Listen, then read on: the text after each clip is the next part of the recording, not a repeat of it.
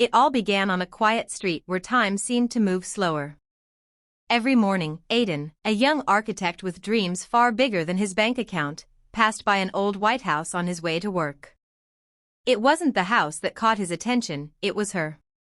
Behind the slightly dusty window of the second floor, sat a girl with a sketchbook in her lap. Her name was Lila. She never opened the window, never waved, just drew quietly, lost in her world.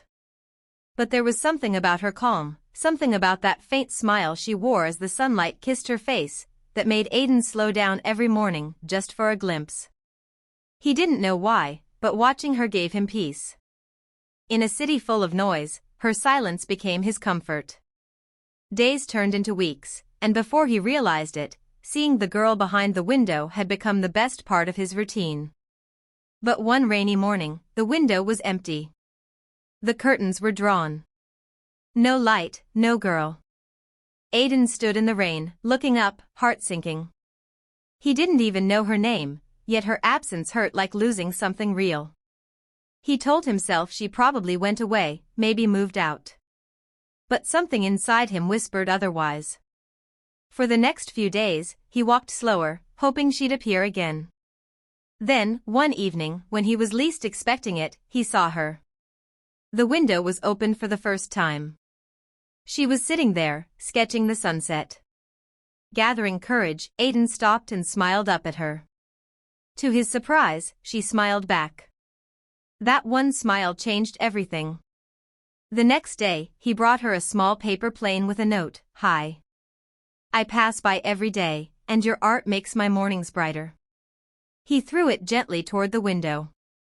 She caught it, read it, then held up her sketchbook where she'd written, "Thank you. I see you too." From that day, their silent friendship began, through smiles, notes, and drawings shared from the distance between the street and the window.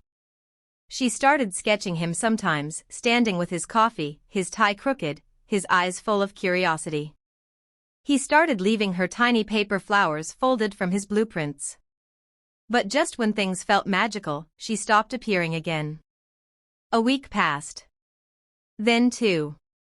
Aiden couldn't take the silence anymore. He finally walked up to the house and knocked on the door. An older woman opened it, Lila's mother. When Aiden asked about her, the woman's eyes softened with sorrow. "She's not well," she said quietly. "Lila has a heart condition. She's been sick for years, the window is her world." The truth hit Aiden like a storm. All those days, while he was living his busy life, she was trapped behind glass, watching the world she longed to touch. That night, he couldn't sleep. He decided he wouldn't let her feel caged anymore. The next morning, he brought flowers, paints, and a big white sheet. Standing in front of her window, he started painting, messy at first, then beautifully, a mural of her sitting by that same window, surrounded by color and life. When she saw it, tears shimmered in her eyes. She held up her sketchbook again, and wrote, "You made my world brighter." From that day, Aiden visited her every morning, not just to see her, but to talk, through drawings, laughter, stories. Slowly, love bloomed, soft, unspoken, but real. But fate had its plans. One evening, he found her window empty again. Only this time, there was no curtain, no shadow, just her sketchbook resting on the sill. Inside was a note that said, "If love could heal hearts, mine would have been whole.